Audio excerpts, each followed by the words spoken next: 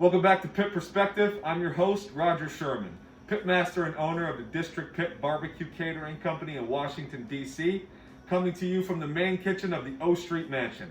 Got a great guest for you today. We got funny lady Kacie Hackett, one of D.C.'s best comedians. She's had the opportunity to perform at the Mohegan Sun's Last Comic Standing, and she's open for Stephen Michael Casada.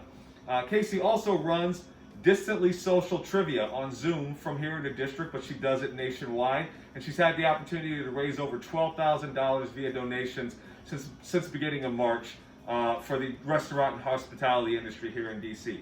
You can find Kacie hosting trivia on Zoom on Thursdays, or you can find her on Bumble, which her mother would really appreciate. Kacie, welcome to the show. Thank you. Thank you so much for having me. No problem. So, we're trying a little something different today. Typically, we'll have guests bring on food. It's nominally a food show. We'll taste the food, and then we'll kind of go from there. But that didn't work for Kacie. Kacie decided we're going to do a little something different. We are going to actually prepare food on the show. So I'm going to get out of Kacie's way, and she's going to make for us Vietnamese Spring Rolls.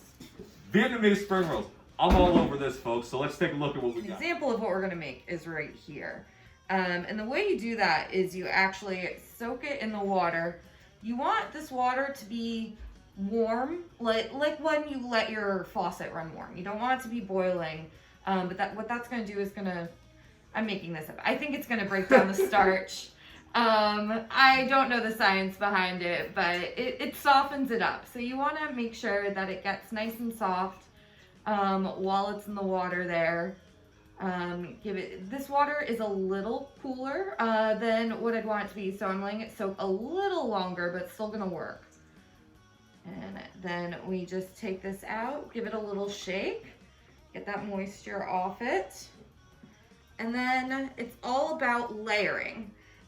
So what we've got today, we've got some shrimp, we've got some avocado, some basil. I would recommend Thai basil, but the store didn't have that because I waited last minute before I was shopping to go this morning. That's always the way to do it. Don't do anything on time, folks. You know, everything is always last minute for me. And then I've got some red cabbage that I just lightly pickled because you do want like an acidic sour element. Lemongrass is another good option. And then some sliced carrots. Usually I'd cucumber too, but the cucumber didn't taste good today, so why put it in the food? And a lot of this, it's about layering, and it's also about kind of the color and making it really pretty. So what you want to do is about a third of the way up on the sheet. And this purple cabbage is really nice and bright, so I want that to show up a little bit.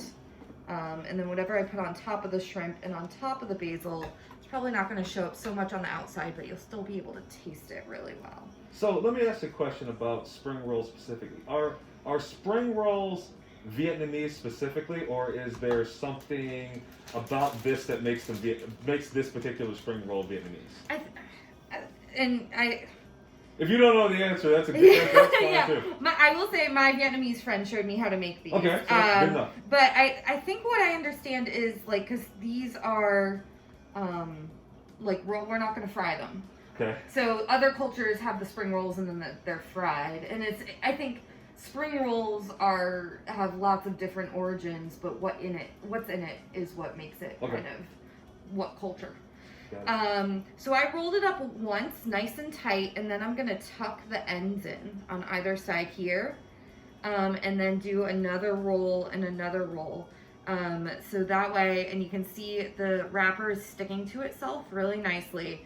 The ends are tucked in, so nothing's spilling out. Got a lot of nice color there. Got a nice little spring roll to eat.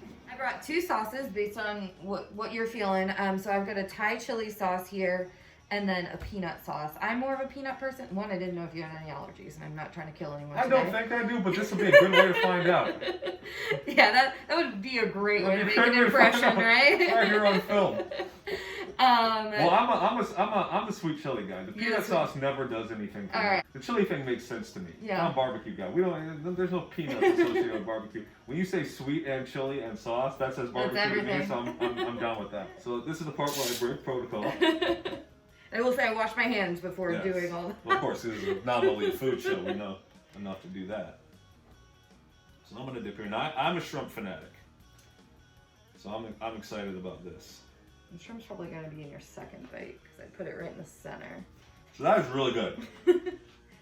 I like this for parties because it's a way to like serve vegetables that's not like a salad that people are carrying around. Like it's easy to walk around, and obviously we're not doing a lot of parties right now. Right. So I'm not really a salad guy, but this is pretty good. Like I said, I have not gotten the shrimp bite yet, but you know we're gonna get it right now. And shrimp is always good. So this is really sweet and refreshing. Almost like, I don't know if you would use it as that, but it's almost like a palate cleanser. I have nothing but positive things to say about this. I would never make this myself because I don't have that type of patience. There's no fire involved with it.